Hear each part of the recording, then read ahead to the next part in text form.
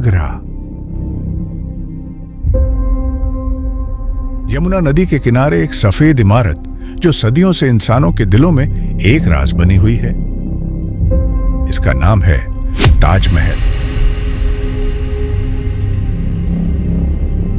यह सिर्फ एक मकबरा नहीं बल्कि मोहब्बत और मौत के बीच लिखी गई एक कहानी है।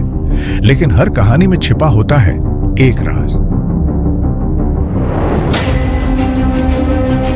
ताजमहल की तामीर 1632 में शुरू हुई और 1653 में पूरी हुई। करीब 20,000 कारीगर और मजदूर दिन रात मेहनत करते रहे। सफेद संगमरमर राजस्थान के मकराना से लाया गया और कीमती पत्थर पर्शिया, तिब्बत, श्रीलंका और अफगानिस्तान से मंगवाए गए।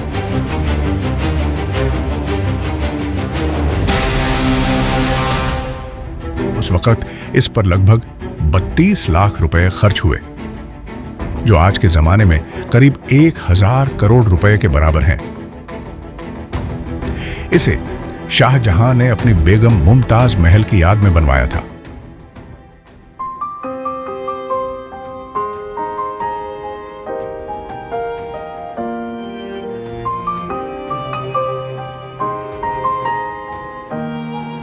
इसीलिए पहले इसका नाम मुमताज महल था, जो बाद में ताजमहल कहलाया।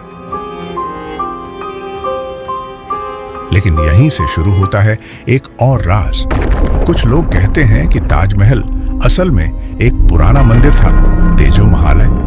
क्या यह दावा सच है या सिर्फ एक अफवाह?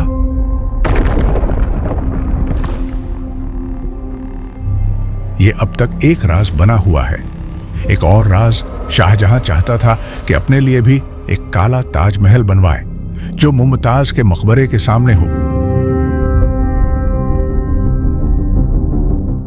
लेकिन उसका बेटा औरंगजेब, जिसने बाद में उसे कैद कर लिया, उस सपने को अधूरा छोड़ गया।